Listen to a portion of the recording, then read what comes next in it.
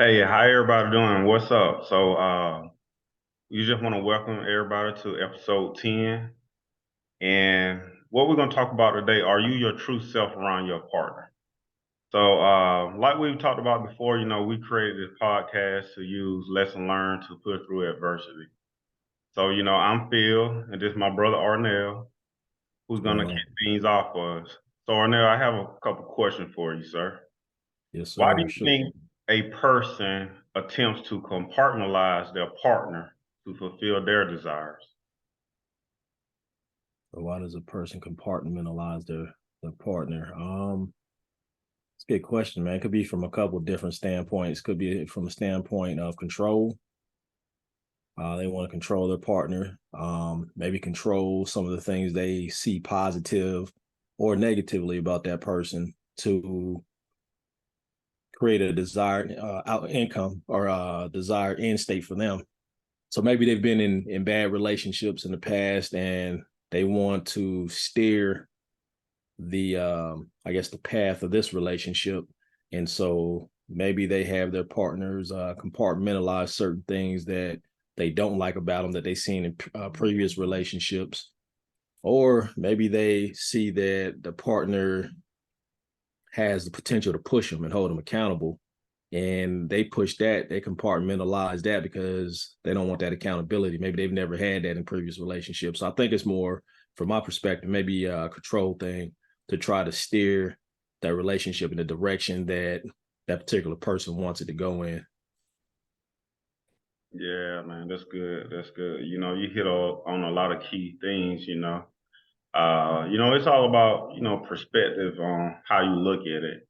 And, control really is a big factor in that. I think that some people are just selfish to their partners by setting parameters for them to work within instead of really accepting who that person really are. Mm-hmm. However, everyone has requirements on how they want to be treated and how they want their person to be. But there's a line to be drawn to alleviate, hence being controlled. Mm, nice. So Phil, so why do you think it's imperative to internally affirm yourself, whether you're around your partner or other different people, to affirm yourself rather than look for that external validation from somebody else? I think it just goes back to identity, maintaining your identity and staying true to yourself. Because, if you don't stand for something, you'll fall for anything.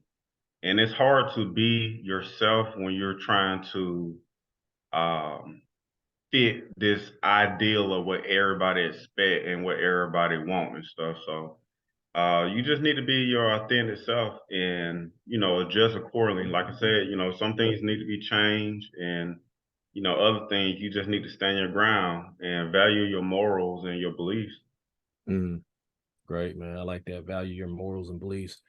And just to your point, man, being your authentic self, I don't think you can pour or give love to anybody else if you can't pour and give love to yourself. You know what I mean? It's not gonna come from an authentic place. So I think we got to affirm who we are and know who we are. And again, that kind of circles back to your values and stuff. And once you know who your identity is and who you are, you have a certain value system that you're not going to let people alter. And so that may keep people from you. It may be a protection mechanism. Right. It can be a great thing, you know what I'm saying? Uh, being who you are, man, you stop some people from your inner circle. And like you say, Mm. it's a protection mechanism. Um, so another question, what's the downsides of a person not being themselves by trying to be what their partner wants? It's a great question.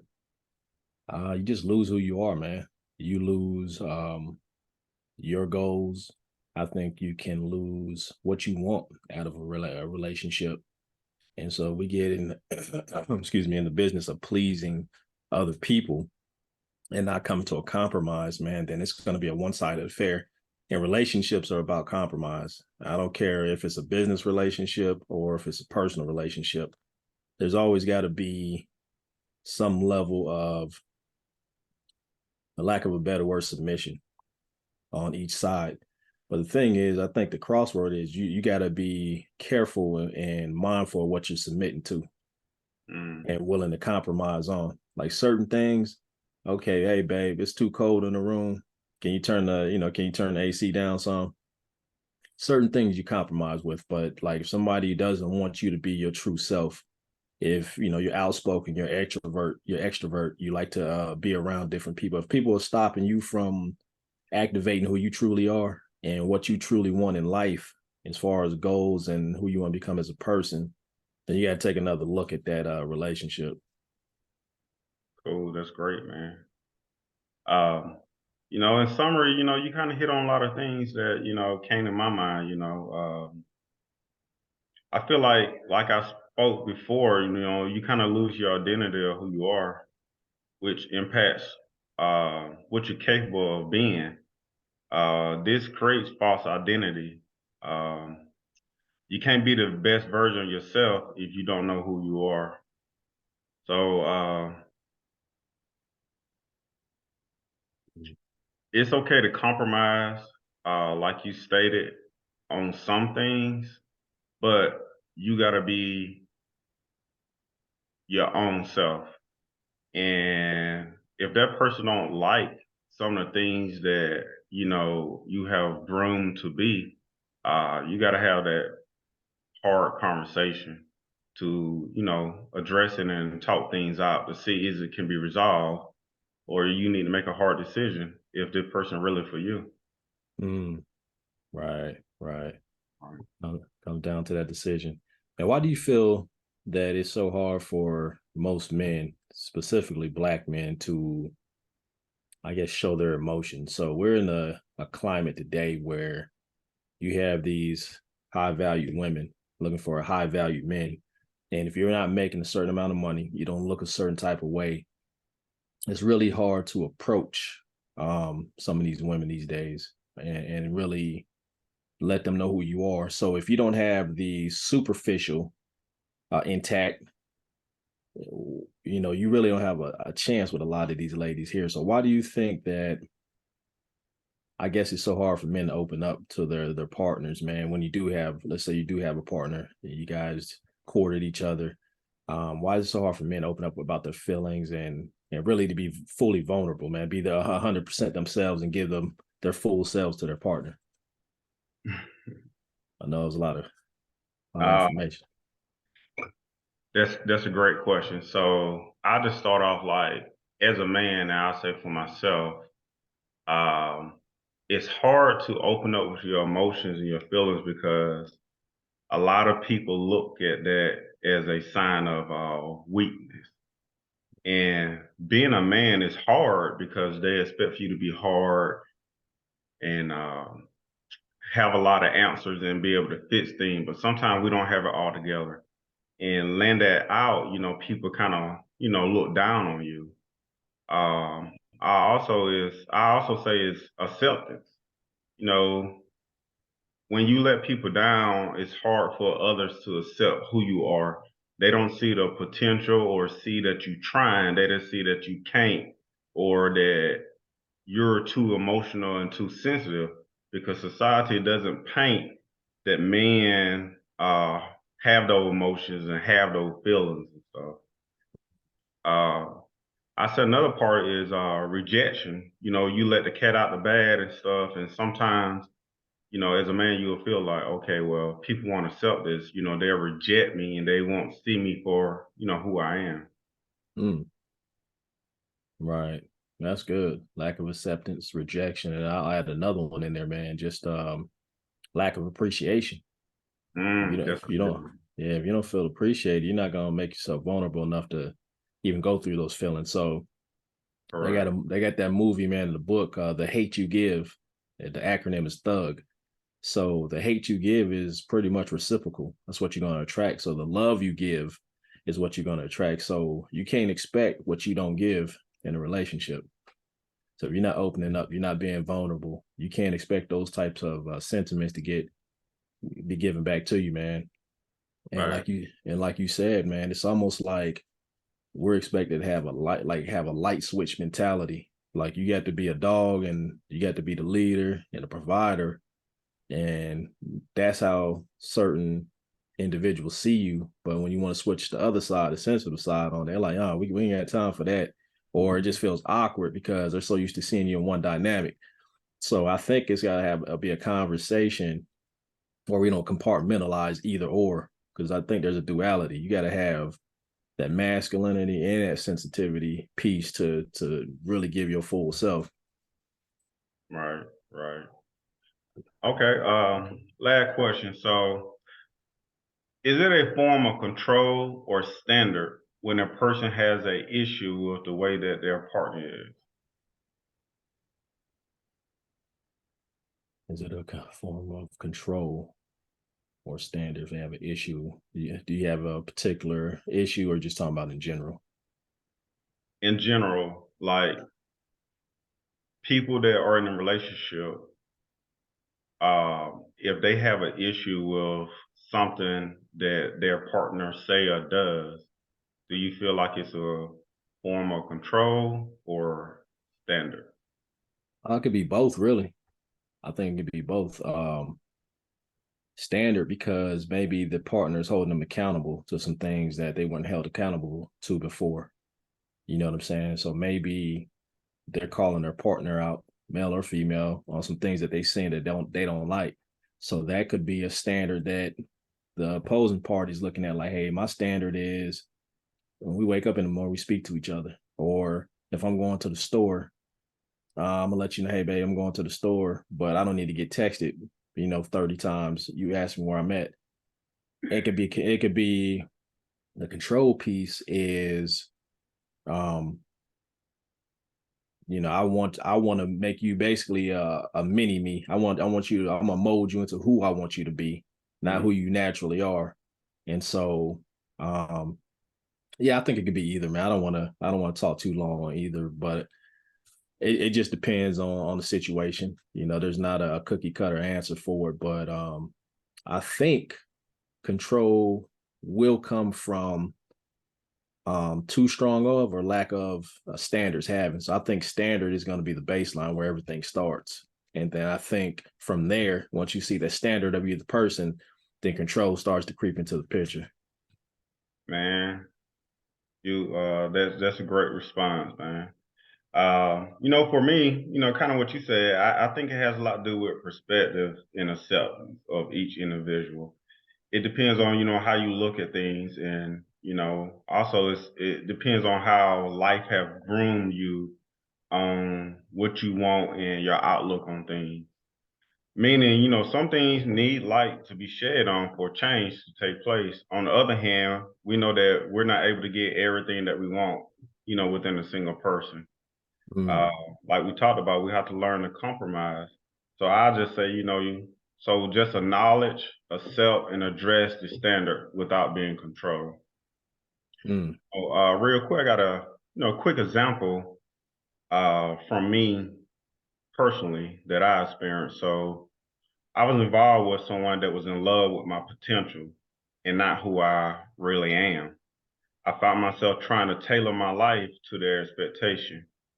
I ended up losing myself trying to maintain something that I'm not, which created more issues due to lack of consistency. I couldn't keep it up because it wasn't me. For me, this created self-doubt, low self-esteem, and depression. So, I had to pick myself up and be me.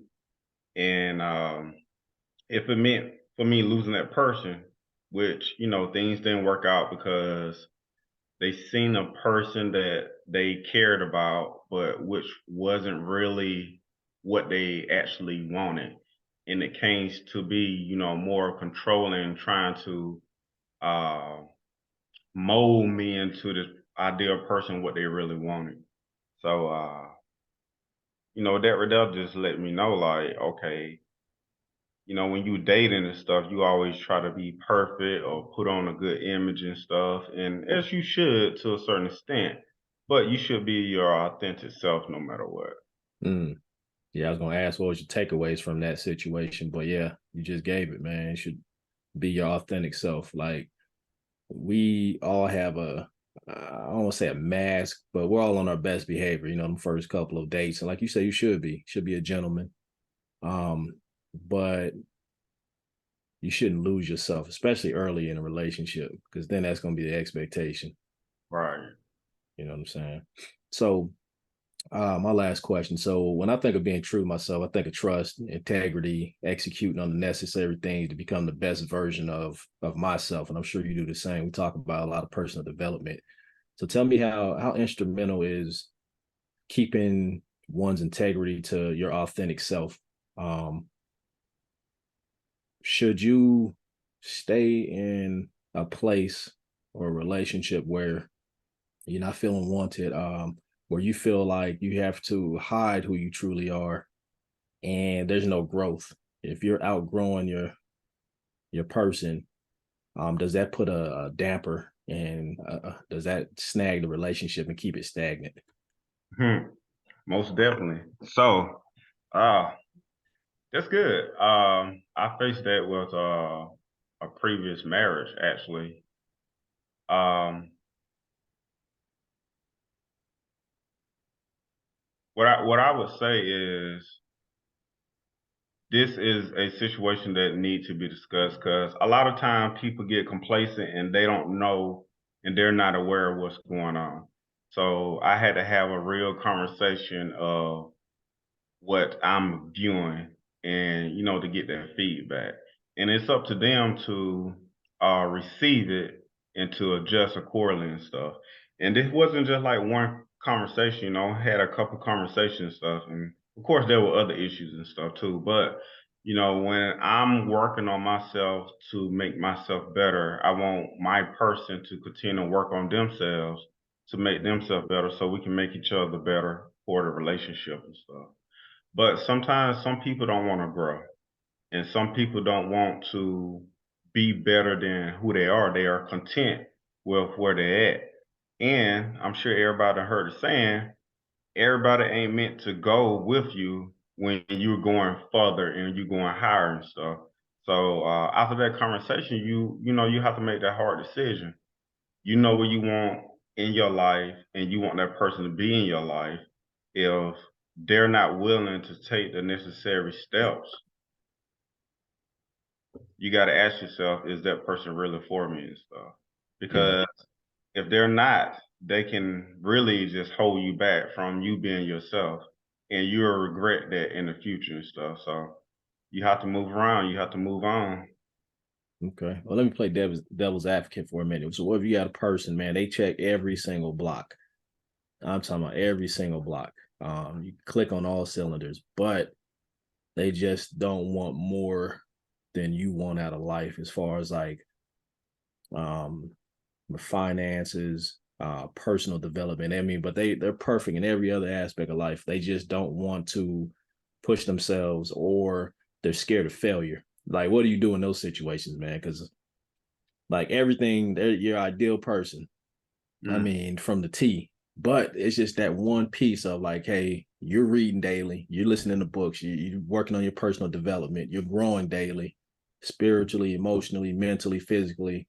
But that person's just, and they're your biggest cheerleader. They're not holding you back, but they just don't want to grow. What do you do in those situations? Man, that's tough right there. First, I have to take it to God, man. I have to pray that I be a inspiration and influence on their life and stuff. Because sometimes me saying it to them, they can't see it.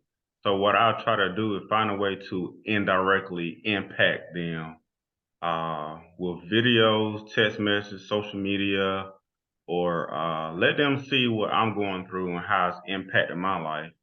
And hopefully, uh, it kind of influenced them and stuff. Um, the thing about it, if they check all those blocks, I have to ask myself, what's important to me? Do I have peace? And That's good. That's good. I may have to carry more of the load because sometimes you get in a down place in your relationship and stuff, and that person, you may feel like that person ain't carrying the load or doing the things that you want them to do. So I need to get that confirmation, from God and a spiritual leader. I wouldn't just leave them because of that if they're checking so many other blocks. I'll just continue to hope and pray that I can influence them and, work with them on that. Because, you're not going to find somebody that's 100%, but if I have that peace and that peace of mind, I Mm, can find it within myself to do the things that I need to do just as long as I have that support, from them. So I don't mind about being the workhorse and doing all those things. They don't have to match me on that level.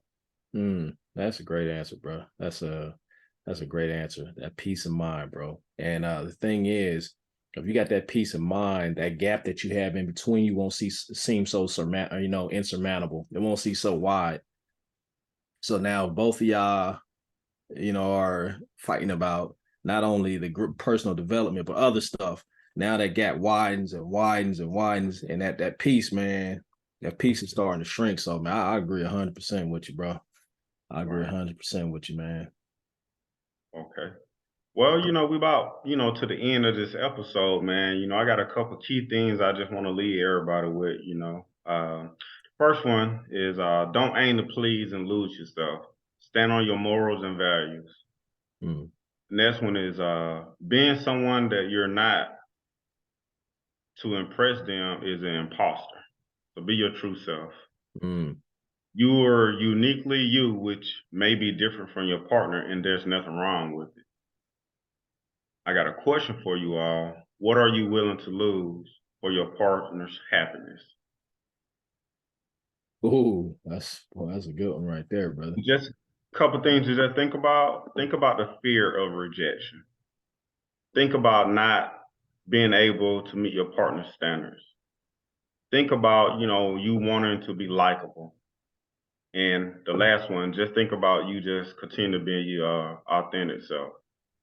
Man, hey, I can't add too much more to that, man. The only thing I would say is seek counsel of people who you hold you accountable and tell you the truth about where you are, in your relationships and who you are as a person.